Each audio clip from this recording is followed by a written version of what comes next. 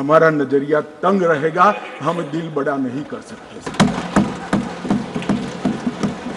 किसी को अधिकार नहीं है अपने बड़े हृदय को दिखाने के लिए देश का एक भूभाग देश से चला जाए और मूक दर्शक बनकर खड़े रह जाए।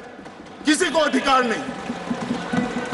मैं आज फिर से कहता हूं, ये आरोप से मैं सहमत हूं। हमारा नजरिया तंग है। देश की 1 इंच जमीन भी जाती है तो इसके लिए भारतीय जनता पार्टी का हर कार्यकर्ता सर्वोच्चता से संघर्ष करेगा, लड़ाई करेगा और लड़ेगा। हमें कोई इसमें शर्म की बात नहीं। मान्यवर, मैं कुछ बातें कहना चाहता हूं। बहुत कुछ कहा है, अभी कहा गया नेहरू के कारण कश्मीर यहां है। नेहरू जी के न होते तो शायद ये बिल ही नहीं आता और कश्मीर होता ही नहीं। इस तरह से कहा। मैं आज कहना चाहता हूं कि जो आजादी के बाद भारत की रचना को जानते हैं उनको मालूम होगा हैदराबाद में इससे भी बड़ा प्रॉब्लम हुआ था। क्या जवाहरलाल जी गए थे क्या?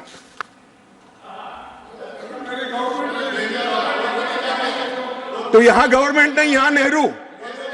क्या कर रहे हो खड़गे जी? अभी भी वापस आओ।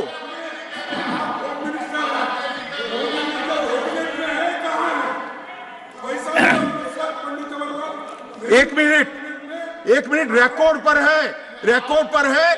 कश्मीर में दिग्विजय जी ने सरदार पटेल का नाम नहीं लिया। एक नाम दिया शेख अब्दुल्ला का, दूसरा नाम दिया जवाहरलाल नेहरू का। तो वो होम मिनिस्टर थे, क्यों नहीं दिया भाई? अब सुनिए दिग्विजय जी, अब सुनिए, सुनना पड़ेगा, ऐसे नहीं चलेगा। हमने सुना है, धैर्य से सुना है। मान्यवर,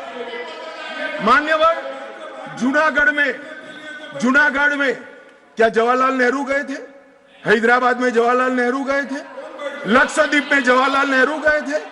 जोधपुर में जवाहरलाल नेहरू गए थे? जवाहरलाल नेहरू एक ही जगह काम देखते थे, जम्मू कश्मीर में, जिसको आधा छोड़कर आ गए। एक ही जगह देखते। मान्यवर, दूसरा, विलय लेट क्यों हुआ? सारे लोग जानते हैं साहब, इतिहास को 1000 फुट नीचे दफन कर दो, वो ऐसा बीज है जो वटवृक्ष बनकर सच्चाई बाहर आ जाती है।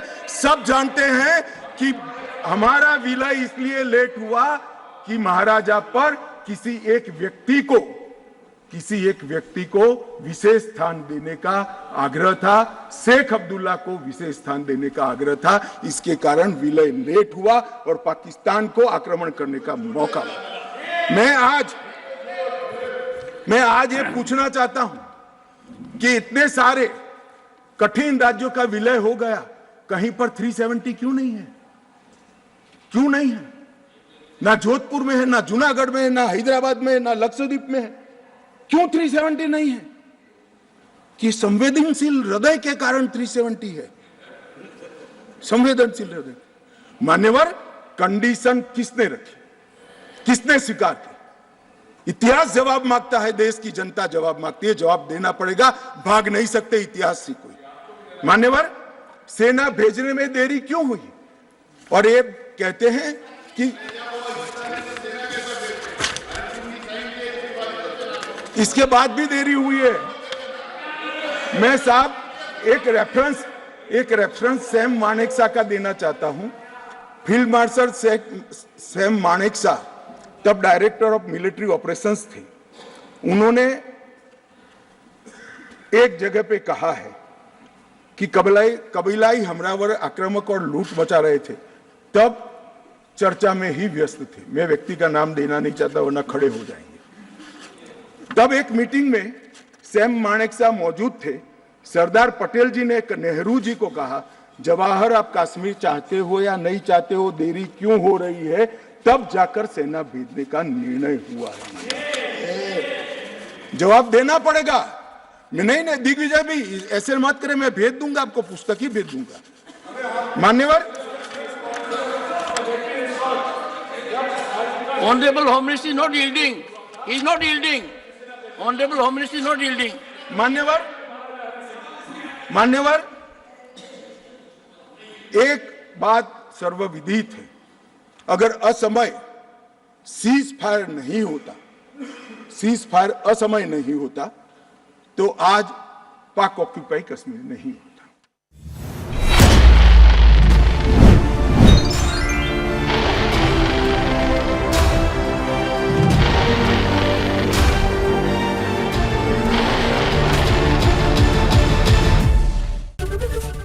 एबीपी माझा, उघडा डोळे बघा नीट.